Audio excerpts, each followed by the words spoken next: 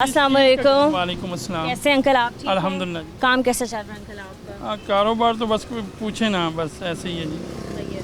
Petrol महंगा होने की वजह से ही तमाम चीज़ें ऊपर नीचे हो गई हैं, कारोबार भी, हालात भी, और सब्जियां, फल, एलपीजी, चिकन के रेट। कौन करेगा मैनेज इसको? वैसे मैनेज करने के लिए काफ़ी इदारे बनाए गए अंकल, प्राइस कंट्रोल। नाम के हैं, मुझे आप पूरे ओवरऑल पाकिस्तान में बता दें कि कोई मैनेज करने वाला, कोई पूछने वाला है?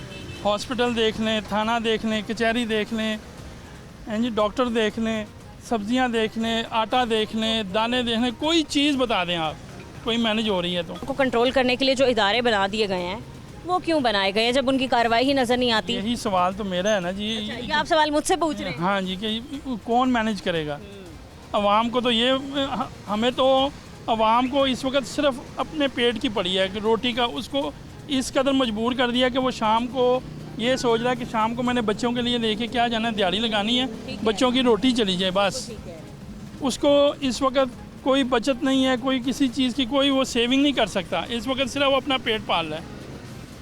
सफ़ेद पोस्ट जो है वो तो बिल्कुल मर गया ना। बिल्कुल सही है। और सर, जब भी हमने अपने रोज़ाना के प्रोग्राम पे लोगों से उनकी अपील पूछी, मुतालबात पूछे, वो भला क्या कहते हैं?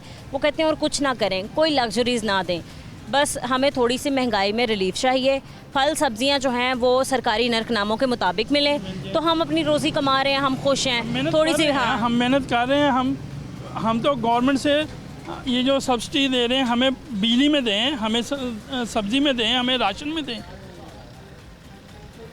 और जो बिजली के बिल में आ रहा है जी, वो यूँ कर रहे हैं, उसको स्कैन करें और फलां करें।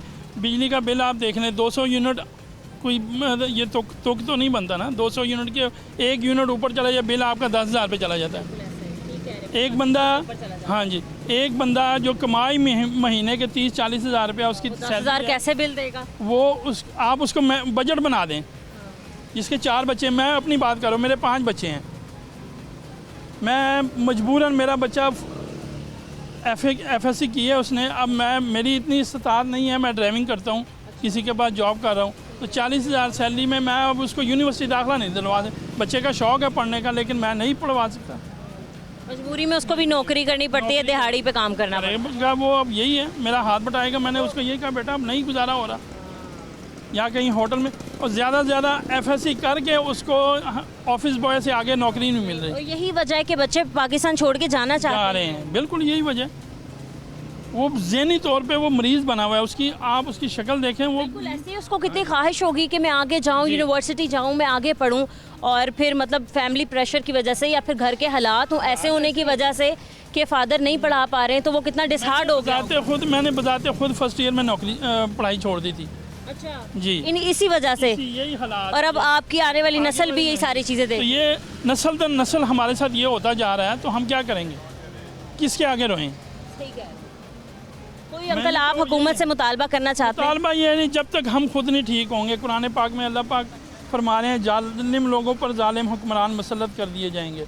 हम लोग जालिम हैं, ये हम में से ही हैं, ये बाहर से नहीं आए, हमने इनको चुना है और बार बार हम इनको ही चुन रहे हैं। और हम वही है ना जो कह रहे, बादशाह ने कहा कि जी हमारी रियायत बहुत खुश है, कोई अपील नहीं कर रही।